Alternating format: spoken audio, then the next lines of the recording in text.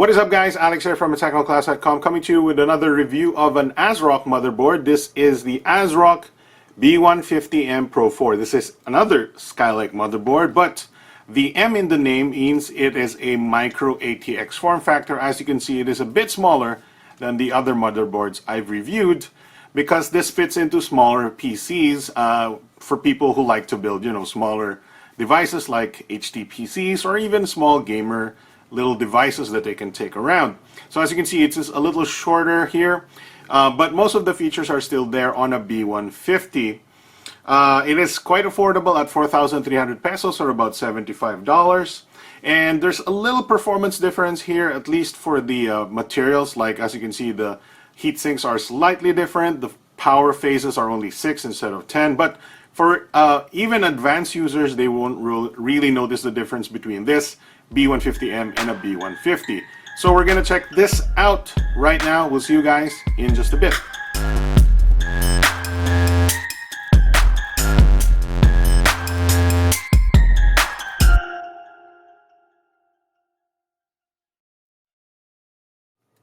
Now let's first address the issue. Why would you consider a B150M over a B150? Well, like I said before, it is a smaller form factor. You can put it in smaller cases.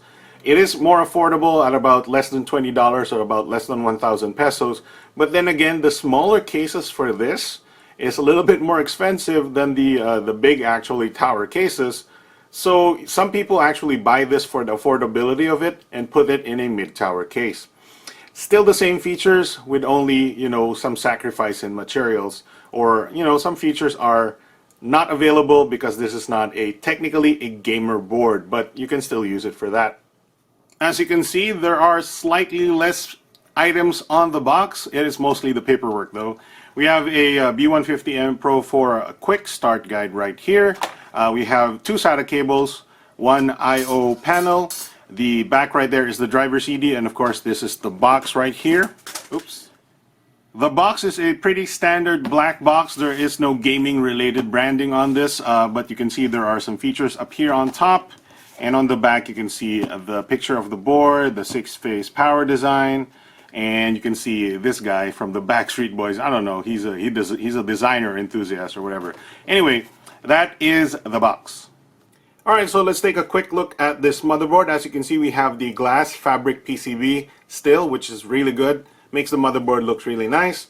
There's no gamery designs here, but there is the I/O shield on the back to prevent, interference and better, handling for the motherboard. We have 6 CPU power phases on the back. We got solid capacitors, which are more stable, and you can see we have heat sinks for the chipset and MOSFET, but they're slightly smaller and they are sort of orange colored. It doesn't really hurt the look of the board itself. But yeah, it's different from the red and black that we have been reviewing. Near the back of the motherboard here, we can see the ELNA audio, the Realtek ALC892 with a bit of the shielding. Checking out the back panel I/O here, we have a PS port, some USB 3.0 for your mouse and keyboard, a VGA port, that's something that actually people with MATX boxes or cases use actually, DVI, HDMI, 2 more USB 3.0, your LAN port, and 6 connectors for your 7.1 audio. As I said in my other reviews, these kinds of motherboards are made to be affordable, so they don't have a lot of extra bells and whistles features like, Wi-Fi, Bluetooth, and stuff like that. There is no LED lights on this thing. There is no, power on-off on the motherboard itself, or temperature gauges and stuff like that. Also, this B150, or at least this particular B150, there is no M.2 slot or USB Type-C for future-proofing the motherboard. Though, those are usually stuff that people who build these kinds of PCs don't need, at least for this price point. Alright, so what is it like building on this motherboard? Well, I have no complaints. Everything is in their logical place. HD audio on the lower left corner, 8-pin CPU on the top left. On the right side, we have the 24-pin motherboard, the USB header over here, and we have 2 kinds of SATA ports, one that are facing up vertically and ones that are facing outwards to the right horizontally. So you have your pick of vertical or horizontal SATA ports. There is, however, only one CPU fan header, which is kind of par for the course for these kinds of motherboards, but if you're looking to add more fans to your CPU, you'll have to find another way to power them. Alright, so as far as PCIe expansion slots go, we have a pretty standard configuration here. We have a times 16 over here, times 1, and another times 16. This is AMD Crossfire compatible, however, it is not NVIDIA SLI compatible. As far as the performance goes on the motherboard, there are no complaints. It performs great out of the box, there's no tinkering needed, and pretty much there's no tinkering available, except for a very limited amount of, I think, memory overclocking with specific memory modules. There's no complaints on the audio. The sound card is pretty good, even though it does not have that DTS Connect feature. Checking out the benchmarks, as you can see, we have a 3D Mark Firestrike score of 6,242. That's because I'm using an old GTX 760 graphics card.